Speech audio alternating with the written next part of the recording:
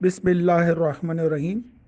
غزوہ قریظہ اور شہادت سعد بن معاذ اور ابو لبابہ کی توبہ کا قبول ہونا۔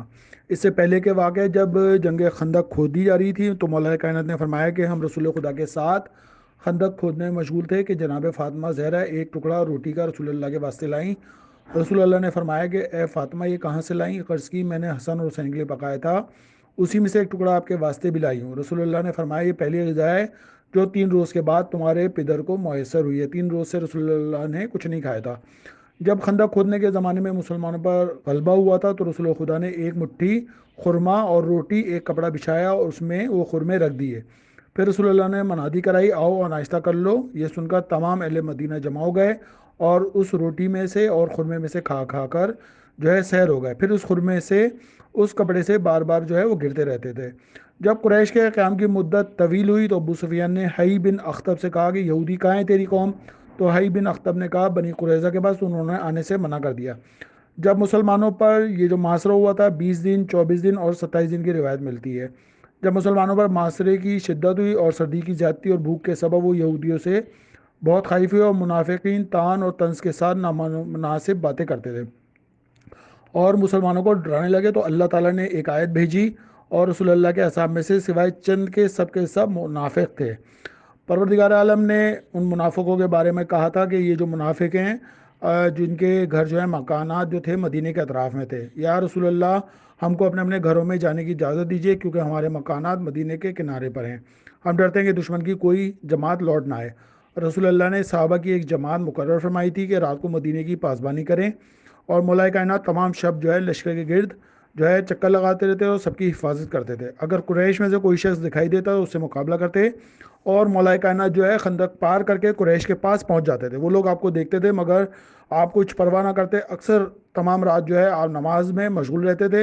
جب صبح ہوتی تو اپنے مقام پر آ جاتے۔ اس مقام پر مولا کائنات کی مسجد مشہور اور معروف ہے۔ جو شخص وہاں جاتا ہے اس کو معلوم ہوتا ہے کہ مولا کائنات کس جگہ نماز پڑھتے تھے۔ وہ مسجد مسجد فتح سے دور عقیق کی جانب ہے۔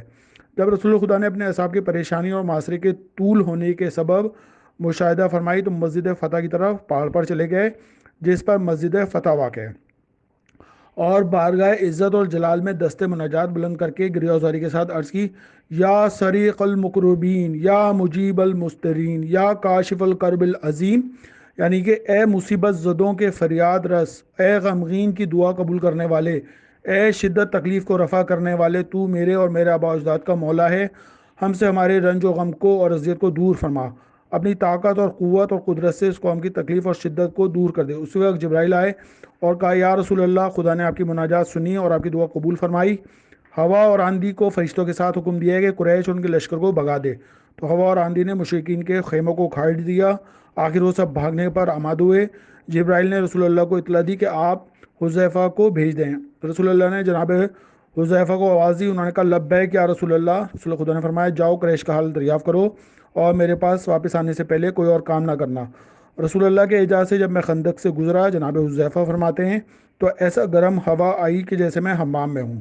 جب قریش کے لشکر میں داخل ہوئے تو ایک بڑا خیمہ نظر آیا، میں اس کی طرف چلا، وہاں میں نے دیکھا کہ لوگ آگ روشن کر رکھی ہے جو کبھی بجھ جاتی تھی کبھی جلتی تھی۔ جب میں نے غور سے دیکھا تو وہ ابو سفیان کا خیمہ تھا۔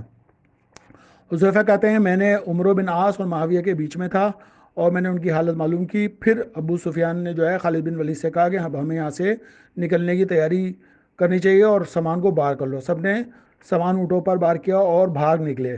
جب حذیفہ روانہ ہوئے تھے تو رسول اللہ صلی اللہ علیہ وسلم نے ان کے لیے ایک دعا کی تھی، اللہم حفظہ، خداوند اس کی حفاظت فرما، آگے پیچھے دائیں بائیں، یہاں تک کہ اس کو میرے پاس واپس بھیج دے۔ مشرکین کے بھاگنے کے بعد رسول اللہ نے فرمایا اب وہ ہم سے جنگ کی غرض سے کبھی نہ آئیں گے بلکہ ہم ان سے جنگ کے واسطے جائیں گے، چنانچہ ایسے ہی ہوا۔ غزوہ خندق میں حیان بن قیس بن ارقہ نے ایک تیر سعد بن معاذ کی جانب پھینکا تھا، وہ ان کے ہاتھ میں پیوست ہو گیا تھا اور ان کی ایک رگ جو تھی خون کی اس کو قطع کر دیا تھا، جس سے بہت زیادہ خون بہہ رہا تھا۔ سعد نے کہا خدا تیرے چہرے کو آگ سے جلا دے، تو اس رگ کو اپنے ہاتھ سے پکڑ کر دعا کی، اے معبود اگر قریش کی اس جنگ میں ابھی کچھ جان باقی ہے تو مجھے بھی باقی رکھ تاکہ ان سے جنگ کروں، کیونکہ جو خدا اور رسول سے لڑتے ہیں میں ان سے جنگ کروں گا۔ اگر قریش کی لڑائیاں رسول خدا سے ختم ہو گئی تو اس زخم کو میری شہادت کا سبب قرار دے۔ یہ جناب سعد بن معاذ یہ دعا کر رہے ہیں اور مجھ کو موت دے تاکہ میری آنکھیں بنی قریظہ کے قتل ہونے سے روشن ہو جائیں۔ بس خون جو ہے وہ بند ہو گیا اور ان کے ہاتھ پر ورم آ گیا۔ رسول اللہ ان کے لیے خیمہ نصب کیا اور ان کی حالت کی نگرانی میں مشغول ہوئے۔ پروردگار عالم نے سورہ احزاب کی آیت نمبر 9 اور 14 جو ہے وہ بھیجی تھی: اے ایمان والو، اپنے اوپر خدا کی نعمتوں کو یاد کرو جو تمہارے سامنے دشمن کے لشکر آئے تو ہم نے ان پر ایک ہوا بھیجی اور ایسے لشکر بھیجے جن کو تم نہیں دیکھتے تھے، یعنی کہ فرشتوں کا لشکر، اور جو کچھ تم کرتے ہو خدا اس کو خوب جانتا ہے۔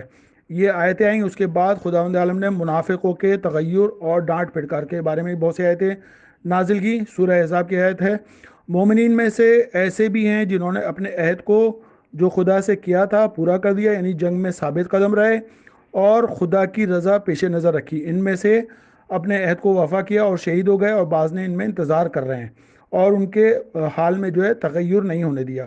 یہ آیت کہتے ہیں جناب حمزہ اور مولا کائنات کی شان میں نازل ہوئی تھی، اور اس بعض نے بتایا کہ اس سے مراد جناب حمزہ اور جناب جعفر جو کہ انتظار کر رہے تھے اپنی شہادت کا، ان کے لیے آیت نازل ہوئی۔ آخری میں امام حسن علیہ السلام نے اپنے رتبہ امامت کے اعتبار سے 2 سال یا 3 سال کی عمر میں جو ہے تلوار نکالی تھی اور اس کو پیغام پہنچایا تھا کہ میں تیار ہوں مولا کائنات کا بیٹا۔ اللہم صلی علی محمد و آل محمد۔